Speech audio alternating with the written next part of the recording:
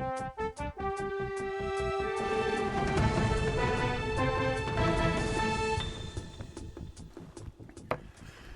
evening and welcome to episode 52 of Inside the Video Store. Thank you for watching. Thank you in particular for watching 5 films. We're 2 episodes down now. We had Gaz in episode 1 and Nick in episode 2. We've got quite a couple of episodes in the bag now, 2 or 3 left to go out. I could kind of put them out in one fell swoop, but that would kind of maybe take away from people who've done it before. I like each episode to breathe and have a good 7 days before we put the next one on. That would seem like the sensible thing to do. But thank you for so many of you volunteering. You're really coming up with some really good films, eclectic mixes of films, and yeah, just what I'm looking for. And the ability in front of camera is just astonishing, really. I'd be a gibbering wreck if someone pointed a phone in my face and kind of said chat about 5 films in 10 minutes. I'd be a wreck. So you're all doing absolutely magnificently. If you still want to take part, just get in touch. If we don't have a date penciled in, yep, give me a shout and we will sort something out. Yeah, wonderful. It's been a great week at Snips. It's been a record-breaking week, believe it or not. The busiest week in terms of fiscally, shall we say, in terms of rental revenue for probably a good decade. So that goes to show you where we're at as a business, which is just remarkable. It never ceases to amaze me, in all honesty. You kind of think, well, you're going to peak, and maybe it'll just be a kind of a momentary boost in trade, but it really is seeming to be a very consistent performer with so many new customers. And it was great to meet a few more customers at the weekend. We had I think Josh over from the Tape Trove in Liverpool came with his 2 friends, and it was great to meet them. They both rented 3 films each, and a very eclectic mix. They had a good look around, and like I said, one of the best parts of the job is meeting so many new people. It's really cool. I had a funny incident. Really, every now and then, it's all about when you have a little business, whatever trade you're in, whether you're a florist, whether you're a home brew. It's all about getting the word out there that you exist. And I venture on occasionally to the Facebook group, the Video Store Back Rooms. It's an interesting group. I don't tend to spend much time on Facebook, in all honesty, but it's an interesting group which come up with some interesting things from time to time. And I thought, well, I'll post about 5 films on there just in case anyone is interested. And of course, they've got 175,000 members in that group. So I put a couple of pictures up of the store, and because they are all video store fetishists, my phone just exploded over the weekend with all kinds of questions. Everyone was complimentary, which is the wonderful thing. I mean, it's always one of those things whereby you take to the internet to promote your business, and you kind of get your brand, as they call it, more well known, and you expect a degree of pushback, a degree of cynicism. But in all honesty, I've been so fortunate, especially if you regard the internet as a wild west nowadays. I've been so fortunate with regard to how positive people are and how complimentary and how excited they are that a place like this exists. It's really nice to see.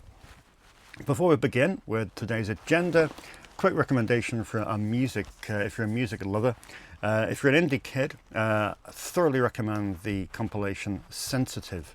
It's an indie pop anthology. It's compiled by Pete Fapides, and it's just brilliant. It looks at the boom in the indie scene in the wake of Live Aid. Live Aid was kind of a very mainstream explosion in music, and people kind of rebelled and said, well, we want to do our own kind of thing to rebel against the kind of AOR aspect of that and sensitive charts that from 1986 onwards. There's some really interesting selections. 30 tracks. This is going to be volume 1. It's put out by Needle Mythology, and you can buy it from the Needle Mythology Bandcamp page. And yeah, thoroughly recommend. I've had this on pretty much repeat in the store over the weekend, and yeah, absolutely fantastic. Creates a great vibe in store as well. Fantastic. So what have we got this week? Well, there's not much to talk about, to be honest. There's a few bits in Europe, kind of the calm between the storm. It's the last week of the month, isn't it, next week? So we've got a stack of boutiques coming in next week. Quite daunting, to be honest. There's a lot to come in, but some really exciting stuff. So that's next week. So this week it's kind of the calm before the storm. We've got a smattering of boutiques and new releases. As usual, we've got some on loans to look at. There's a nice little what's in the box, which is only about 10 or so items that have arrived. And I might also take you around to a few different places in store just to talk about a few different things. But let's crack on. The sole release of the week in the contemporary up-to-date field is Moana 2. And that's it. I haven't seen Moana or Moana 2, but I have it here on DVD and Blu-ray. I'm starting to get more Blu-rays in for the kids' new releases now. Obviously, I only charge £1 per rental for kids, so I was kind of reluctant to go with Blu-ray because obviously you do want to get some kind of financial return. But I got Paddington in on Blu-ray, and it's been performing really, really well, to be honest. So hence I got Moana 2 in on Blu-ray. As well, the first person to reserve Moana 2, well, the first person to phone up and say, oh, can I come down and rent Moana 2? Cancelled an hour later because they said, oh, I just found out it's on Disney. And that is always a kind of a reluctance when I order Disney films, the fact that if you subscribe to Disney, it's on Disney and at no extra cost. So, but you'd be surprised at the number of people that do not even entertain subscribing to Disney. So irrespective of that being on the Disney platform for free, well, not for free, but I still decided to get a few copies, and I don't think I'll be disappointed in the long term. That's the beauty of kids film, of family films. They all rent so well in the long term. We have a new entry in the Studio Canal Vintage Classics line. Interesting looking film. It's called A Touch of Love, directed by Waris Hussein. It's got an interesting story. It's adapted from the novel The Millstone by Margaret Drabble. And it's about Sandy Dennis, who stars as Rosamund, who's a student, and she has her first sexual encounter with a handsome television announcer played by Ian McKellen.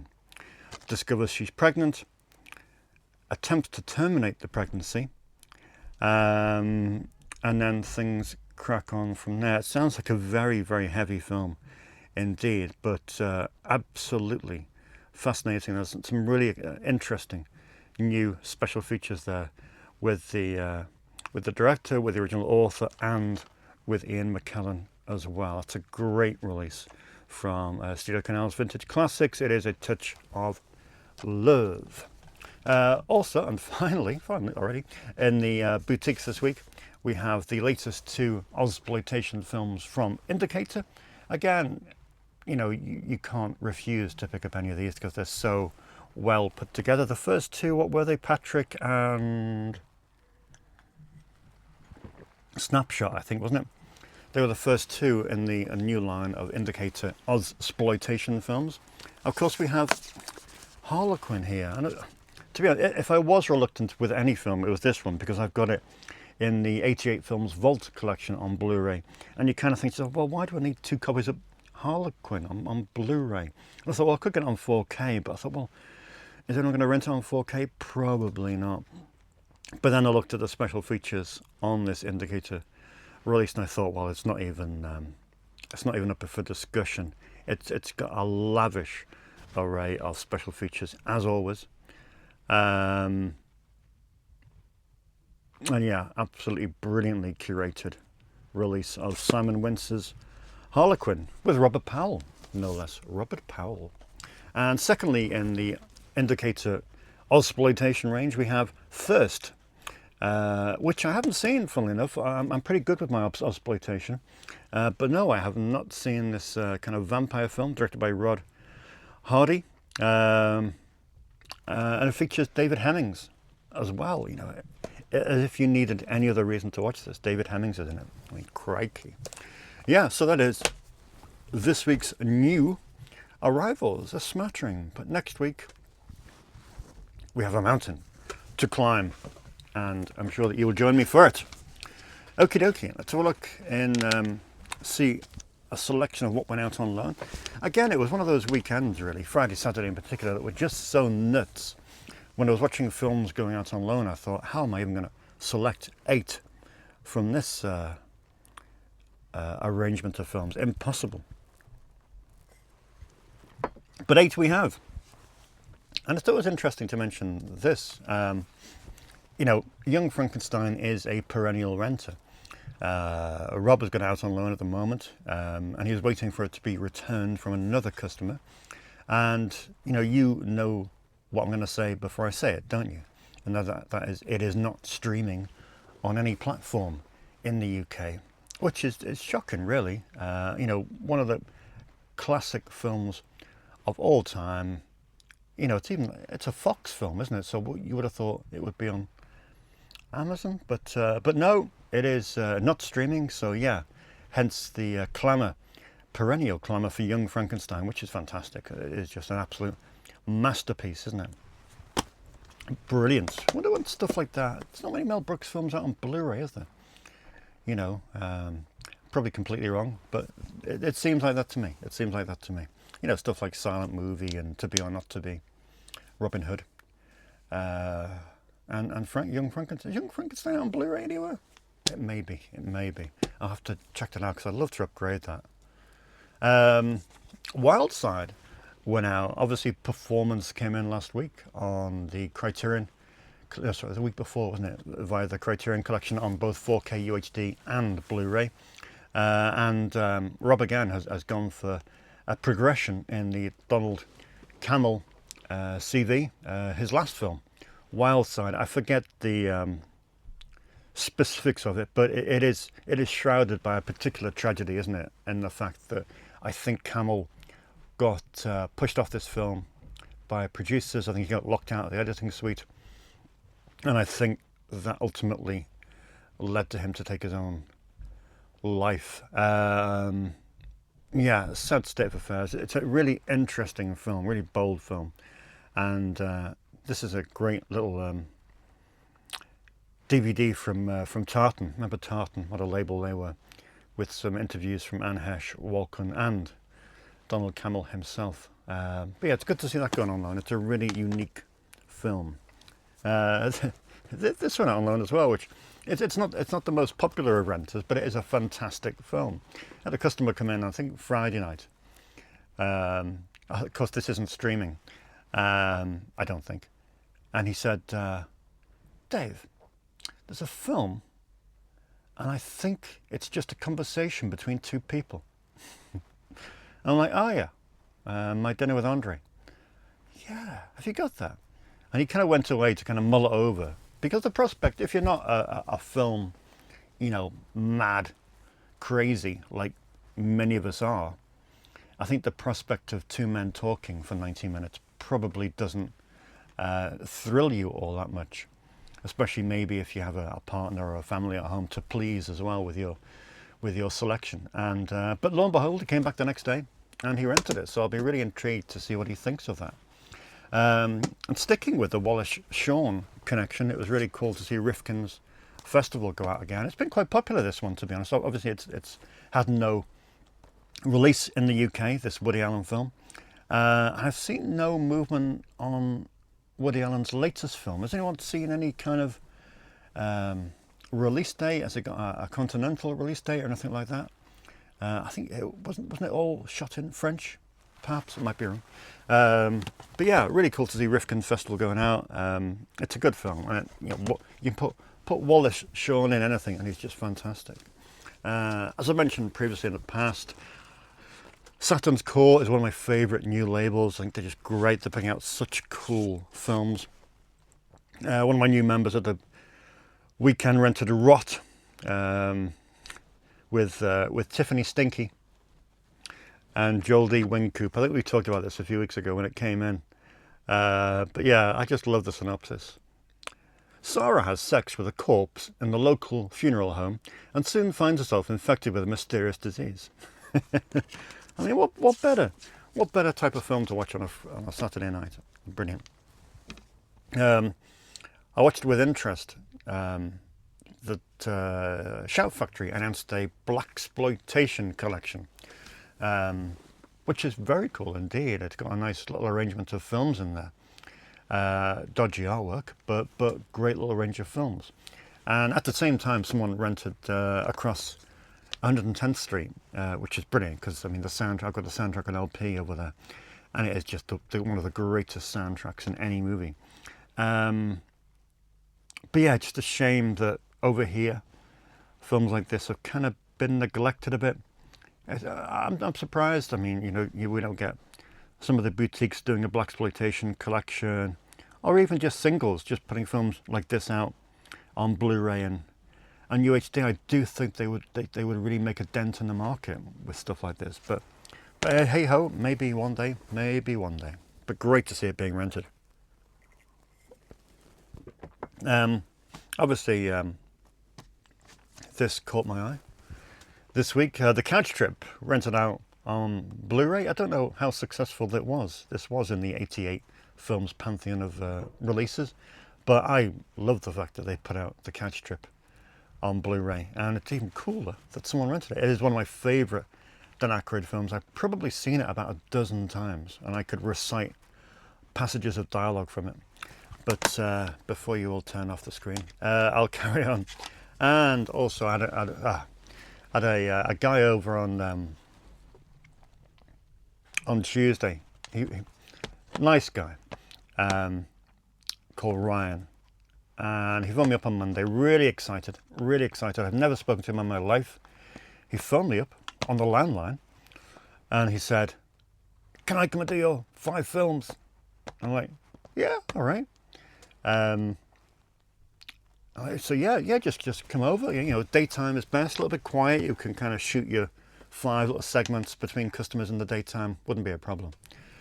So I said, you know, are you nearby? He said, "Oh no, it'll take me about an hour and a half to get to you." I'm like, "An hour and a half? Are you sure you want to do that?" He said, "Oh yeah. Honestly, I've always wanted to come. It just looks like the greatest place in the world." So I'm like, "Yeah, well, cool. Yeah, you do what you want. You come over. That'd be great to see you." And so 11 o'clock comes around on Tuesday morning, and in he walks. Very excited, very overwhelmed initially. Because I guess for some people, when you walk into a store with 17,000 movies on display, I guess it is a little bit overwhelming. But, you know, we agreed, let's you know, cool our jets for 20 minutes, have a walk around, become accustomed to the place, and let's do your 5 films. And he did a great episode. Check out Ryan's episode in probably a week or two. But he rented 6 films as well. Because he's determined to come back at the weekend with one of his friends, because he wants to show one of his friends this place. And he rented a couple of Werner Herzog films, including Into the Abyss, which is just an awesome documentary that I saw on release, but I haven't seen it since. I don't think anyone's rented it probably in the last 10 years or so, which is a shame, because it's a great piece of work. And in an age where you kind of turn on Netflix and you've got all kinds of true crime documentaries, I think it takes a rental of a film like this to show what the real classy docudramas could do. Great stuff. So yeah, that is a handful of film on loans for you. And I think we shall move on to some, we'll move on to some What's in the Box. Bit of a mix this week of What's in the Box. A very good mix, I might say. Lost the camera there. A very good mix, I might say. I got my P.O. Box order in from America, which had some really, really cool items in. Just thrilling stuff from the States. Warner Archive, again, they do it again. Just they are a label where, how many films have they got out each month? Probably 5 or 6 releases. And I think I'm pretty much in for 4 a month, I would say. Because they're just really great releases of niche stuff, unusual stuff, but films and television series that you think that would make a great addition to this place. This month it's all animation. And it's an interesting array of animation, led by Wait Till Your Father Gets Home. This was a TV series, an animated TV series that aired between 1972 and 1974. It was a little bit counterculture. You know, we have the lead, the main guy, Harry, voiced by Tom Bosley. He's kind of not adjusted yet to what has been going on at the end of the 60s. You know, women's lib, civil rights, hippies, sexuality, communes, and the Cold War are some of the hot button petals in this series' flower-powered laugh fest. Brilliant. So it's 2 seasons, 48 episodes, guest voice appearances from Monty Hall, Don Knotts, Phyllis Diller, and Rich Little. Looks amazing. I can't wait to get stuck into this. 1175 minutes, so you're looking at 20 hours of animated television over 1, 2, 3, 4, 5, 6 discs.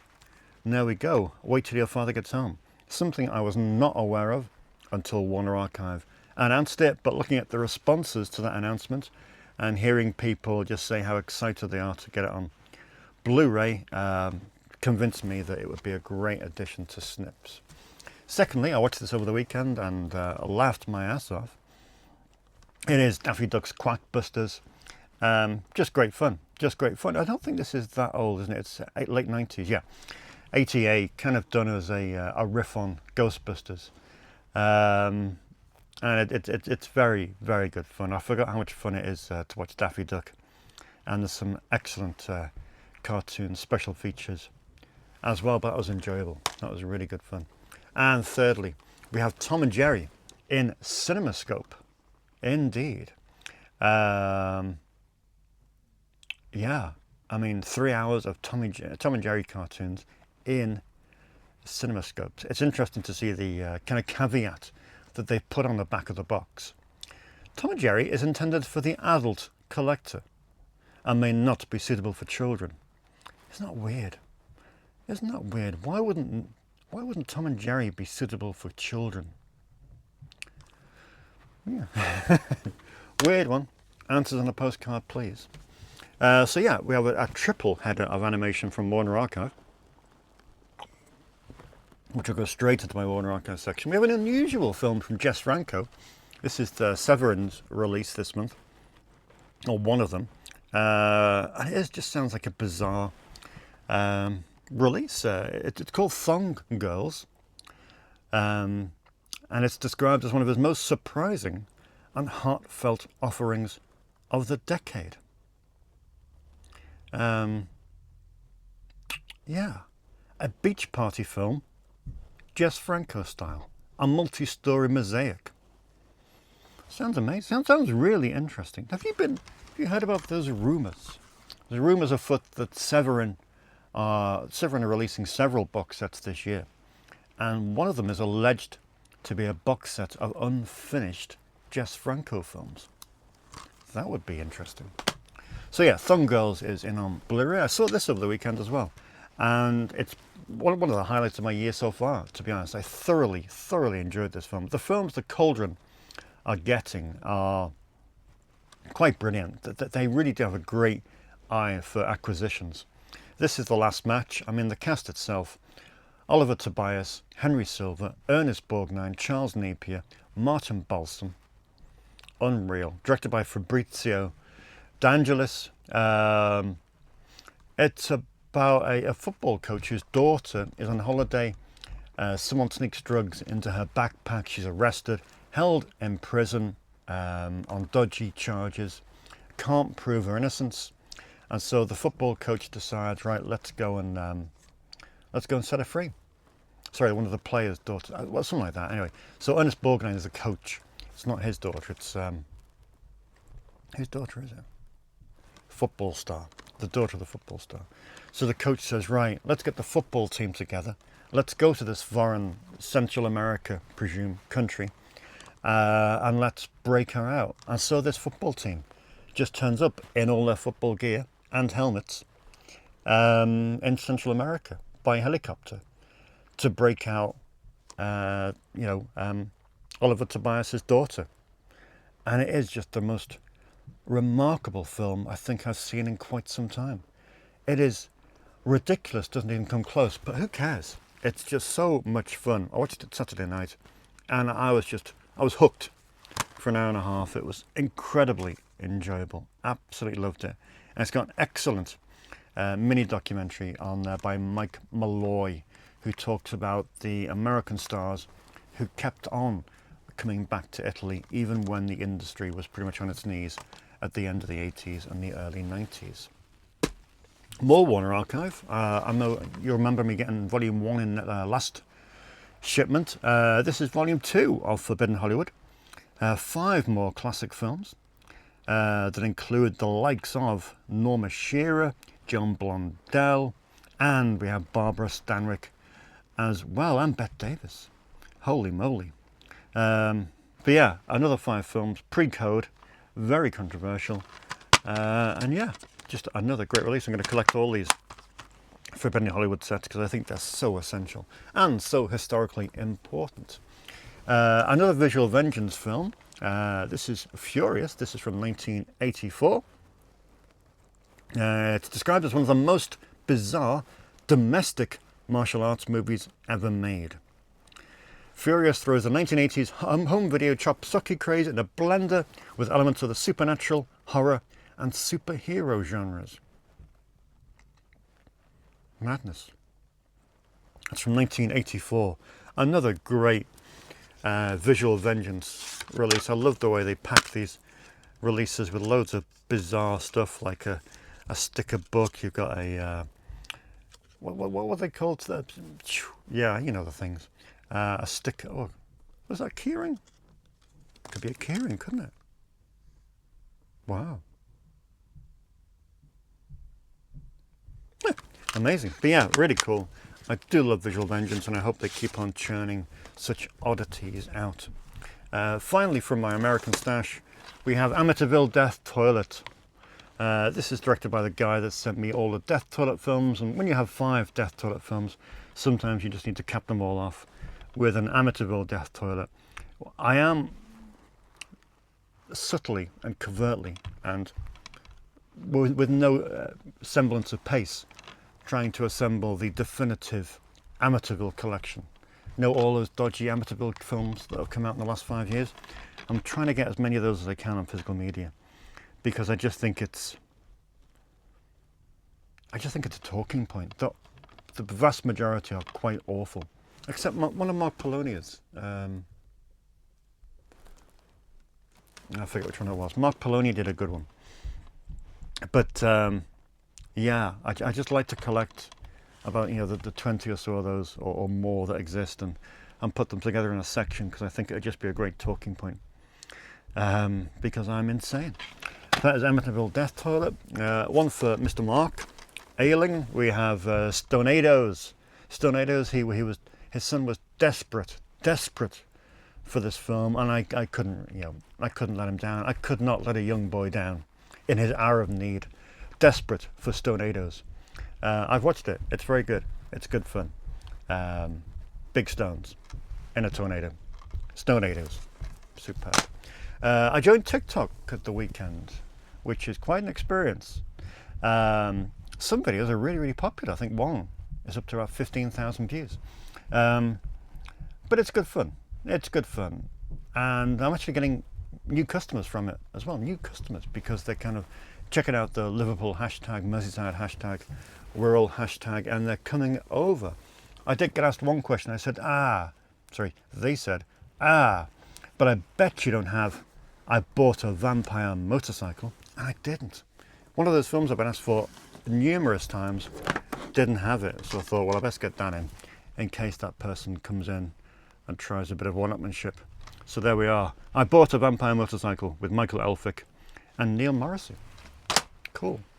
It's like an episode of Boone, but with vampires. And finally, what's in the box? I got 2 tape releases. 2 films I'm quite looking forward to.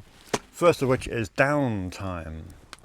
Caption: next time, take the stairs. Barry Norman said it's impressively tense. So, in which case? And the Express on Sunday said, move over, Bruce Willis. A British action movie to die for. Needless to say, it has not been seen on any format since VHS. It was put out by Film 4 at the end of the 90s, 1998 to be precise. It stars Paul McGann and Susan Lynch, and it was partially funded by the Merseyside Film Production Fund. Yes, it was filmed here in Merseyside, so quite keen to get that in.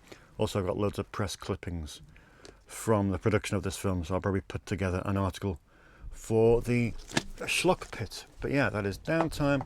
And also, a bit of a bidding war on this. Again, a bit of a rarity. Written by Kenneth J. Hall, the writer of Puppet Master, and starring Christopher Atkins and Tim Thomason. It is Die Watching. I know I said I was only going to get erotic thrillers on tape, but this kind of qualifies-ish. Plus it has Tim Thomason, and anything with Tim Thomason is worth watching. Okay, that's what's in the box. And now we're just going to have a look over here. Yeah, speaking of TikTok, I did a video on TikTok yesterday, the day before, just to kind of highlight the box set section. And it's something I always try and do, and the people are always a little bit reluctant to kind of come and have a look through the box sets, and they're more than welcome to. I keep them back here just because it makes sense, and you can display them all together, and they look so great all together. Well, if you have them on the shop floor, people would be pouring at them and stuff like that, whereas you know, any old Joe would be pouring at them and stuff like that. But here you can kind of invite people to have a look. And you know, people are welcome to rent the box sets, but people always ask me, well, do you rent the whole thing? How can you rent a box set with like 32 movies in it? I'm like, well, no, you don't rent the whole thing. But like, if you want to see some Godzilla movies, for example, you just cherry pick. Just, you know, it's 3 films for £5, and if you want to throw a couple of Godzilla movies in here, I mean, obviously there's many discs that have 2 films on each disc, so just cherry pick a disc or 2 as part of your threesome. You know, similarly, things like Al Adamson, for example. I'm just going through this box set again myself, and it is one of my favourite releases of all time. It's just a brilliant box set. I love Al Adamson, not just for the obvious Gary Graver connection, but just a bizarre and eclectic mix of films. Last night I watched a Jim Kelly film, Black Samurai, and I really enjoyed it, to be honest. Tonight I'm going to see the other Jim Kelly film, which is Death Dimension, which looks absolutely crazy. Funny enough, crazy story, I got this Al Adamson box set really cheap off eBay. Well, cheaper than it was going for, because it didn't have the booklet. And yeah, it's a drag. You can't get the booklet. It's not, you know, it's not as it was intended. But I remember I said to my dad, I said, yeah, well, any way we can like just kind of carve a piece of wood in the exact shape of a booklet? And lo and behold, here we have a piece of wood in the exact shape of the booklet that should have been in the Al Adamson box set. Just so you know, keeps it nice and robust. But it's fine. It's got all 32 movies in there, and that's all that matters to me. But yeah, if you want to come along, pick a handful of Al Adamson films and just do so. Obviously, you won't get the full box set, but at least you can see some, because you know, it's like these world noir sets. I would love to see these renting out a bit more. You know, again, they're difficult to display on the shop floor, so you know, it means it needs people to come and have a dig around and come and investigate, because these are such incredible boxes. Volume 3 is on its way soon, and really they need more love and attention. Similarly with Black Emmanuel. Black Emmanuel is more of a tricky one, to be honest, because there are a handful of discs in this set that are just region A. But still, the majority, I think 75% of these discs are region free. So you're more than welcome to have a dig through Black Emmanuel. And another box set which I think should probably deserve a little bit more attention is something like The Dungeon of Andy Milligan, which is a very unique collection of movies, and also The Remarkable Vinegar Syndrome Lost Picture Show, which is a really, really crazy collection of 10 movies that are something quite unexpected indeed. But yeah, I just wanted to take 5 minutes just to check out the box set section and just say to people, if you're a customer and you like the weird and the wonderful and the unusual and just the bizarre, and you want to take a chance on a couple of rentals, then just have a word, come behind the counter, have a nose, and then just cherry pick. Shaw Brothers as well. We need Shaw Brothers being rented out more than they are. They're here. They're for you to take home to rent. Come and grab one, cherry pick through, pick a couple of discs, off you pop. Just wanted to show you this quick piece of engineering that I'm quite proud of, to be honest. We had quite a serious issue with this Asylum and Sci-Fi Originals shelf, which extends all the way across to the left, to the right of the screen there, and that way. And the problem was, it had some good construction to it, but it was just a little bit shaky with it being such a huge length of wood, so to speak. So we had a bit of a tilt.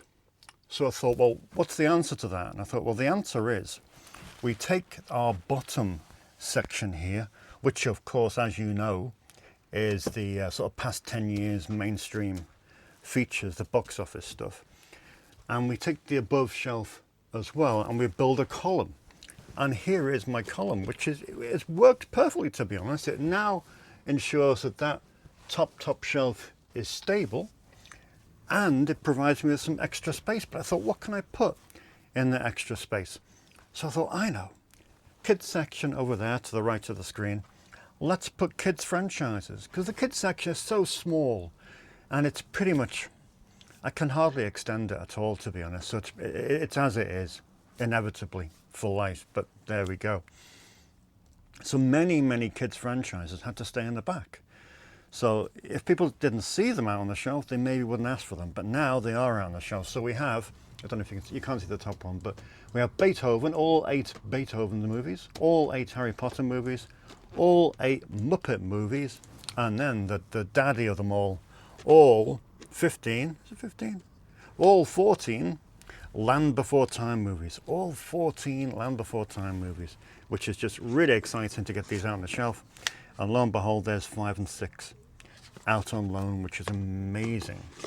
But yeah, really pleased about that. I think I may actually build another column at the opposite side of the window, and then kind of it makes that I like the kind of duality. I like the mirror image of that, so I think I may well do that, and it gives me another. I don't need the space at the moment. Everything fits in perfectly. Well, perfectly. But yeah, I think I might do that in the future, and then that gives me a bit of extra capacity for when I need it.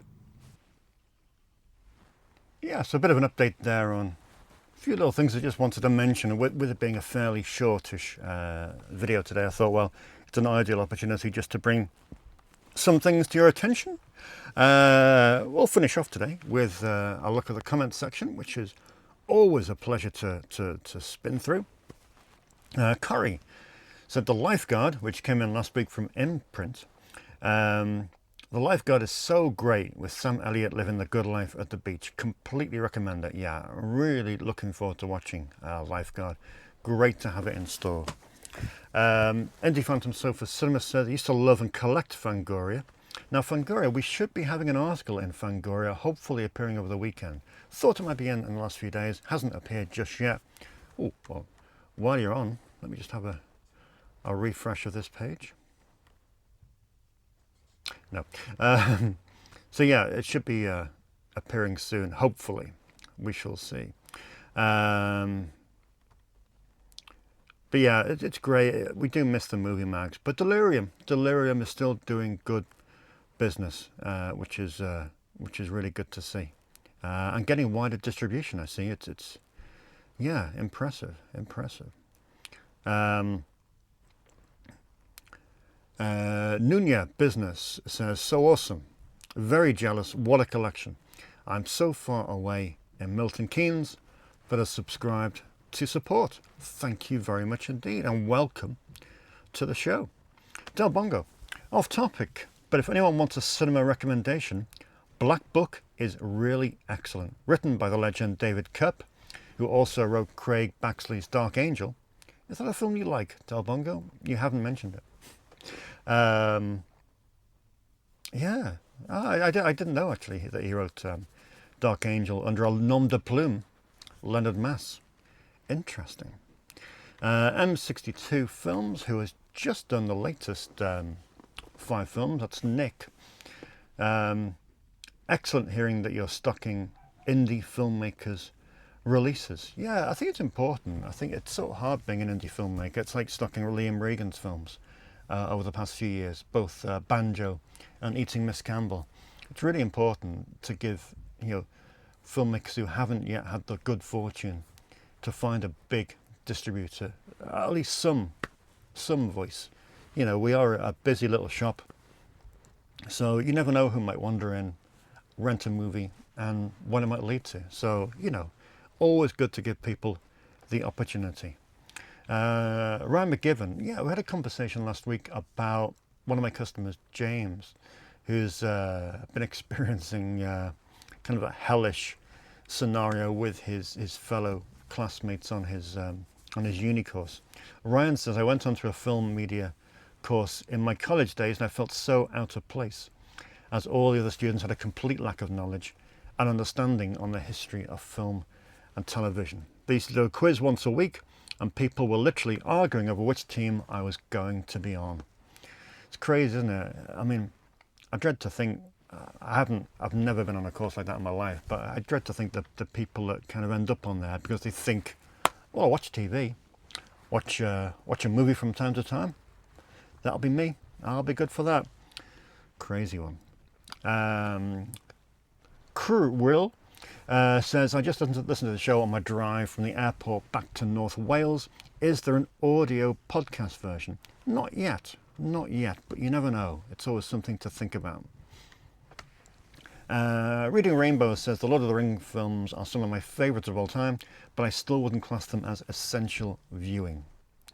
I know people usually mean well recommendations and they're just trying to share something they love, but recommendations work both ways. If you're confident in your own movie tastes and preferences, it's probably not worth sitting through some very long films which you're unlikely to enjoy. Again, as a Lord of the Rings fan, I say don't watch them, Dave. I honestly don't think you'll like them. Thank you, Reading Rainbow. I will take your advice. Definitely. And Keith Rich finally says, call me crazy, but I think the Lord of the Rings extended editions are necessary or add a lot to the films. I don't think the Lord of the Rings extended editions are necessary. You'd be just fine with the theatrical cuts. Thank you, Keith. But yeah, I think I will be taking Reading Rainbow's advice and not watching them because, like they say, they just are not my cup of tea. And tonight I'm going to watch, a Jim Kelly blaxploitation film that probably about, a 0.05% of Lord of the Rings audience has watched. Because that's my jam. To me, they're the kind of films I really, really do feel passionate about. The underappreciated. But that's not me. I feel very appreciated here. Thank you very much for watching.